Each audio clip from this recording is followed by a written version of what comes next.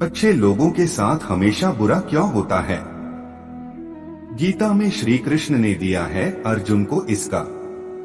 अच्छे लोगों के साथ हमेशा बुरा क्यों होता है? वहीं जो लोग बुरे कर्म करते हैं और अज्ञान की राह पर होते हैं वो खुशहाल दिखते हैं। श्री कृष्ण ने इसका जवाब गीता में दिया है। श्री कृष्ण ने अर्जुन को जवाब देते हुए समझाई है, ये बात लोगों को उनके कर्मों का फल हमेशा मिलता है। गीता सार। आपने महसूस किया होगा कि जो लोग अच्छे कर्म करते हैं वो परेशान रहते हैं, वहीं जो बुरे कर्म करते हैं वो खुशी से रह रहे होते हैं। अच्छे कर्म करने वाले परेशान होते हैं कि आखिर उन्हें इतनी परीक्षा क्यों देनी पड़ रही है, जबकि जो अधर्म की राह में हैं वो खुश हैं और जिंदगी का लुत्फ उठा रहे हैं। अगर आपके मन में भी ये सवाल आया है तो आज हम आपको इसका जवाब देंगे। ये जवाब वो है जो भगवत गीता में लिखा है और श्री कृष्ण ने अर्जुन को दिया था। वीडियो में आगे बढ़ने से पहले हमारे YouTube चैनल जीवन ज्ञान संगम को लाइक सब्सक्राइब करें और कमेंट में जय श्री कृष्णा लिख दे। आपका कल्याण ही कल्याण होगा। भगवत गीता में वर्णित कथा के अनुसार जब भी अर्जुन के मन में कोई दुविधा होती थी तो वो श्री कृष्ण के पास पहुंच जाते थे। एक बार की बात है, अर्जुन भगवान श्री कृष्ण के समीप आकर कहा कि वो दुविधा में हैं और इसका जवाब वो श्री कृष्ण से चाहते हैं। श्री कृष्ण ने पूछा कि क्या सवाल है? अर्जुन ने कहा, मुझे ये जानना है कि अच्छे लोगों के साथ हमेशा बुरा ही क्यों होता है, वहीं बुरे लोग खुशहाल दिखते हैं।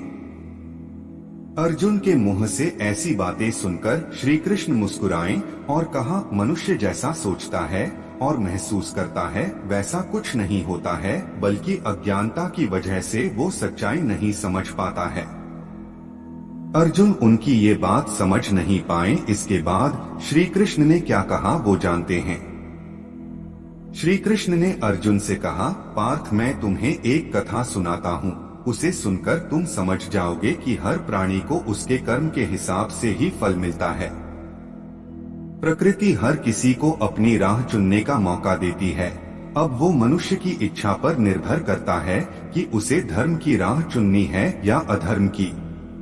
कथा शुरू करते हुए श्री कृष्ण ने कहा, एक नगर में दो पुरुष रहा करते थे। एक पुरुष व्यापारी था जिसके जीवन में धर्म की बहुत महत्ता थी। वो पूजा पाठ में यकीन रखता था। वो हर रोज मंदिर जाता था और दान धर्म भी करता था और हर रोज भगवान की पूजा करता था। वहीं दूसरा पुरुष बिल्कुल विपरीत था। वो हर रोज मंदिर तो जाता था लेकिन पूजा करने नहीं बल्कि मंदिर के बाहर से जूते चप्पल चुराने। उसे दान और धर्म से कोई लेना देना नहीं था। समय बीतता गया और एक दिन बहुत जोर की बारिश हो रही थी। इस वजह से मंदिर में पुजारी के अलावा कोई नहीं था। ये बात जब दूसरे पुरुष को पता चली तो उसने कहा कि ये सही मौका है मंदिर का धन चुराने का। पंडित से नजर बचाकर उसने मंदिर का सारा धन चुरा लिया। उसी समय धर्म कर्म में विश्वास रखने वाला व्यक्ति भी मंदिर पहुंचा। दुर्भाग्य से मंदिर के पुजारी ने उसे ही चोर समझ लिया और चिल्लाने लगे। वहां लोग एकत्र हो गए और उसे बहुत मारा। किसी तरह वो बचते बचाते वहां से निकला तो दुर्भाग्य ने उसका साथ वहां भी नहीं छोड़ा। मंदिर के बाहर वो एक गाड़ी से टकरा गया और घायल हो गया।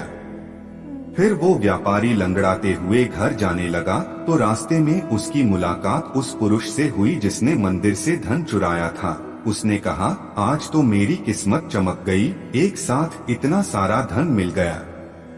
ये सब देखकर उसे बहुत बुरा लगा और उसने अपने घर से भगवान की सारी तस्वीरें निकाल दी। कुछ सालों बाद दोनों की पुरुषों की मृत्यु हो गई।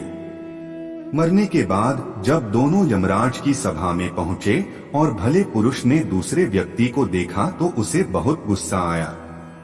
उसने क्रोधित होकर यमराज से पूछ ही लिया, मैं तो हमेशा अच्छे कर्म करता था, दान में विश्वास रखता था, उसके बदले जीवन भर मुझे अपमान और दर्द ही मिला और इस व्यक्ति को नोटों से भरी पोटली।